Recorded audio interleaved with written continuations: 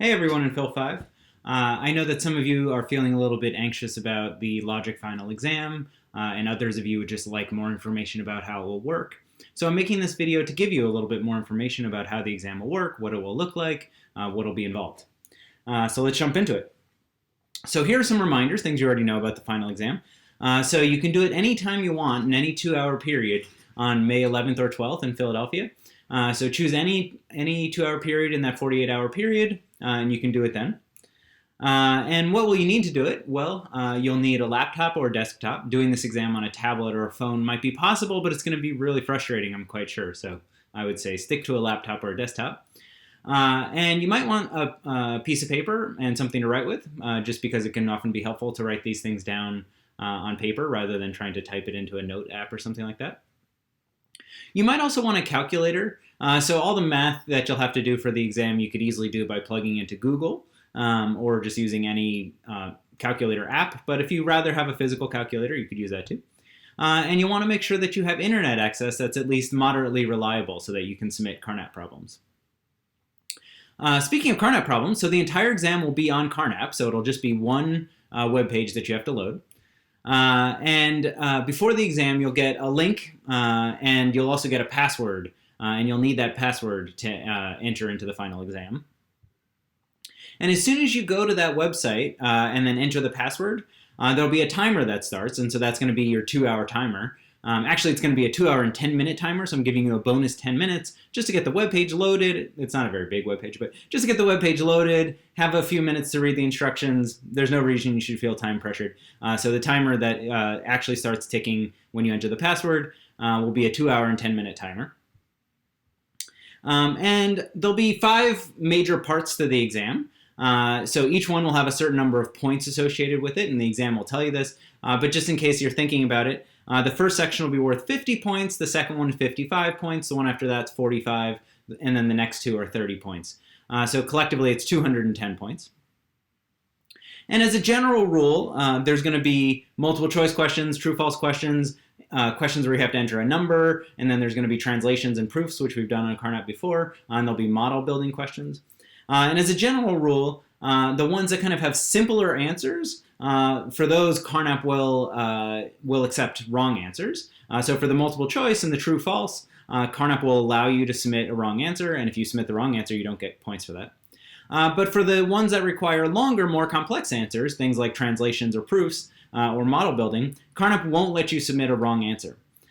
So if you're able to submit the problem, you'll get credit for the problem. So there you won't be able to submit it and get it wrong. So hopefully that'll make it a little easier to tell whether or not you're doing it right. And in the exam, each section will be very clear about which problems you can and cannot submit with wrong answers. All right, so here's some things to keep in mind. If you want to know how much time you have left, you are going to need to keep track of time. So there's going to be a timer that starts when you enter the password to get into the exam, but you're not going to be shown that timer. So it will start, but the very first question will ask you to write down the time that you started, not because we need that. We obviously have the time you started on the back end, but we're having you write it down so that you have a record of when you started. So if you wonder how much time you have left, you'll be able to go back and look and say, oh, I started at 1:18, therefore I have 45 minutes left, or whatever it is. Okay, so the very first question will ask you to write down what time you started. And as I mentioned, the timer is going to be running on Carnap, even though it's not displayed to you anywhere. So you really need to know when you started and keep track of that time. And then once the timer expires, you won't be able to hit submit on any more questions. Well, you'll be able to hit it, but you'll get an error message saying that your time has expired. So that's what happens when the timer expires. You'll just be told it's too late, time's up. So if you want to know exactly how much time you have, you need to keep track of that.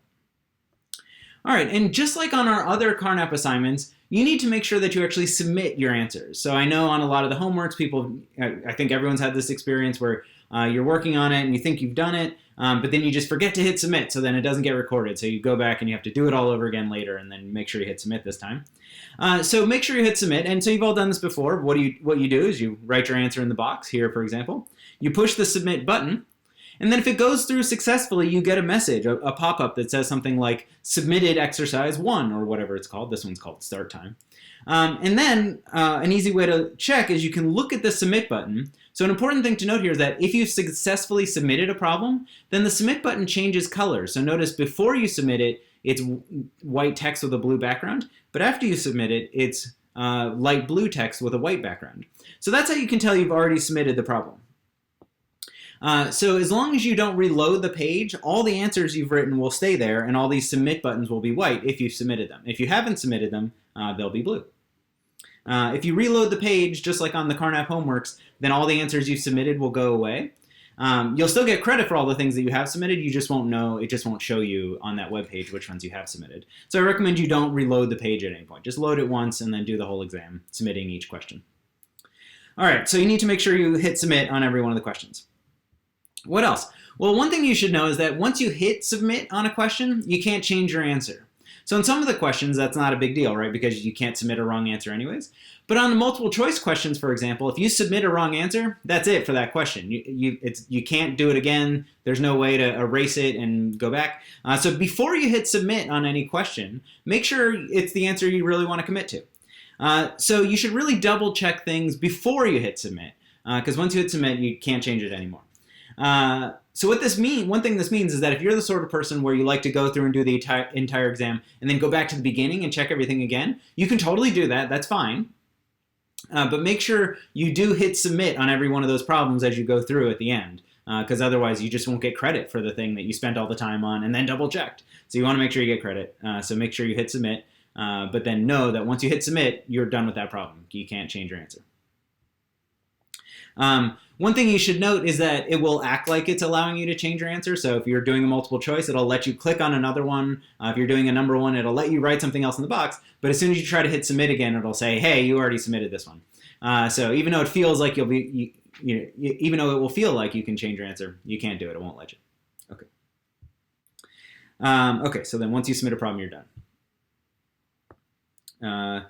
Another thing to note here is that just like on the Carnap Homework, the way this exam works is that it's just a series of problems. So once you go through every single problem and hit submit on it, you're done with the exam. So there's no submission of the whole exam that you have to do or anything like that. You just have to go through, do every single problem, make sure it's submitted, and then you're done. So I know on the homeworks, a number of people had problems where they feel like they definitely submitted a problem, but Carnap somehow didn't log it or like didn't show up in the grades. I know I've talked to a bunch of people who had this happen. So something we're going to ask you to do, this is totally optional, but if you want to feel more secure about it, is that after you've done the whole exam and you go through and you hit submit on every problem, we'll ask you to print the exam to a PDF, so make a PDF out of that web page, and then you can email that to us. And if you do that within 5 minutes of you finishing the exam, we'll count that as another backup submission of your exam. So in the case that some of your answers don't get recorded in Carnap, we'll have a backup way of seeing that, oh yeah, you did submit it on time. And I'll talk about that again a little bit later in this video. You also know that you shouldn't cheat, but let's clarify a little bit what that means in this context. So this exam is open note, but it's not open other people. So what the exam is supposed to be testing is how much you can do when it comes to logic, not how much your friend who's really good at logic can do. So you're welcome to use any resources available to you that are not other people. So in particular, you can use the book, you can use the lecture videos, you can use anything you can find on the web. So if you search and you find someone else's lecture notes and those are helpful for you, great, do that. If you have a logic book at home and you want to use that logic, great, use that one too. You can use the study guide. And there'll be links to the study guide on the actual exam that will allow you to just click it and then the study guide will show up, so you can see that if you want. And remember, that has all the rules and formulas on it, so if you need to see those, they'll be right there. You can also use the past homework, so you can go look at anything on Carnap. Remember not to close the exam, but you can load in a different window, other stuff, or just anything you want, as long as you're not talking to other people. So you can't call your friend, you can't post on a forum, dear Reddit, I'm in the middle of a logic exam, please solve this logic problem for me. If you do that, then that will be cheating. And if you cheat in this class, you won't pass the class. And so I know that for many of you, that will be a problem. So I recommend you just don't cheat. That's the way to do it. Okay. All right. So then you can use anything you want except other people. All right, so then let's start to look at what the exam actually looks like to give you an idea of what you should expect.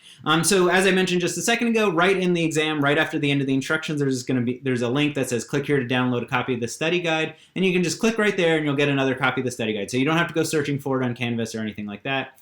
And so similarly, remember on all the homeworks with the proofs, I gave you the list of all the rules at the beginning and what the abbreviations are and stuff like that.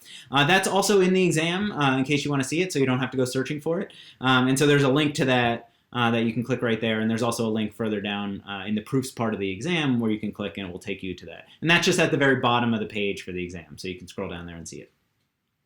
In general, we've put a lot of time into trying to make this exam as easy to take as possible. So hopefully that works out. All right, let's look at what it really looks like. Okay, so here's part one. I've blurred out the questions, so you can't actually tell what the questions are.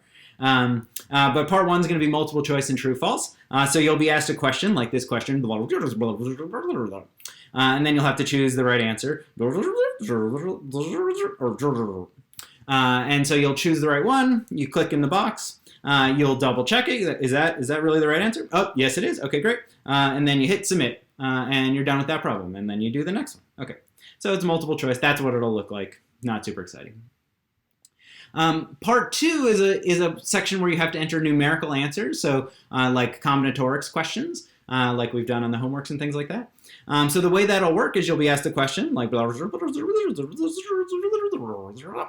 and then you'll be asked what is the answer to that. And so you have to write your answer in this white space. So if you're using Chrome, it will look like there's nowhere to type. In Safari, it looks like there's a place to type here. But in Chrome, it doesn't look like there's anywhere to type, so it'll look like this. But if you just click right here, right where I'm tapping, you'll get a place to type, and you just type right there. So that's where the answer goes. And there's instructions on the exam that tell you how to do this too, in case you're confused. So you just click right there, and then you write your exam. You write the answer.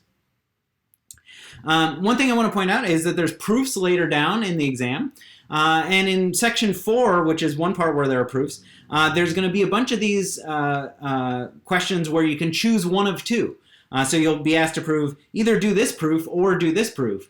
And the thing here is you can't do both. Carnap won't let you submit both. So you should just choose whichever one seems easiest to you. So if you try one, you get stuck on it, maybe do the other one. So the goal here is just to get you to do some proofs. It's not to like force you to figure out the world's hardest proofs or something like that. So you just choose one of these and submit the one that works for you. You can't get extra credit by submitting both. It just won't work. And then, as I mentioned before, for the proofs, Carnap won't let you submit wrong answers. It'll be just like a homework proof right here. It'll render right next to it. And so you just have to figure out how to prove these things. And then there's section 5 after that, as I mentioned. And then after that, there's this section, Last Steps, and that just reminds you to make sure you've submitted every question. So I recommend you scroll back up and look at every single one of them and make sure the button is white. And then, as I mentioned before, there's this optional step where you can print your exam to a PDF, that is, turn it into a PDF, and then you can email that to us and do that within 5 minutes of finishing the exam. And then we'll count that as a second way of submitting the exam. So we have a backup copy in case there's any issue about the points not getting recorded. So you don't have to do that, but if that makes you feel more comfortable, you can do that. And so we've made a special email address. It'll be on the exam. I don't want to put it on YouTube, but it'll be on the exam. And so you can just click right there. I've actually made it into a link. So you can just click right there, and it'll open up a mail window in whatever mail program you have set up on your computer. And you can just email us the PDF. You don't have to put anything in that email except the PDF. So you can just email that to us, and that'll count as a second submission of your exam. All right. So what will that PDF look like? Well, it'll just look like a PDF of the exam. So here's what it looks like when you load it. It'll say access granted because you entered the password. And then the very first question is, I started this exam at, and you enter the time. And then it'll say, oh, look, you did submit that. How do we know you submitted that? Well, because it's white, and that's what it looks like in a PDF when you have clicked the submit button successfully. Okay, so then this will be a way of showing us, oh yeah, you really did submit all these answers. Okay, great. So then that way you can be totally assured that when you feel like you've submitted, it really did get registered. Even if Carnap didn't save it, we've got it in an email copy. All right, so that's it. That's what the exam is going to be like. Good luck to everyone. There's a few reviewy things still left. I've got office hours tomorrow. I think there's another review session tomorrow. There's maybe some other stuff going on. I don't know. Ask the TAs. There's lots of reviewy things going on. If you have any questions that aren't answered in those things, You can put them on Piazza, or you come to office hours and ask. And anyways, yeah. So you got this. Good luck on the exam. Woo! You can do this. You're almost done with logic. Yay!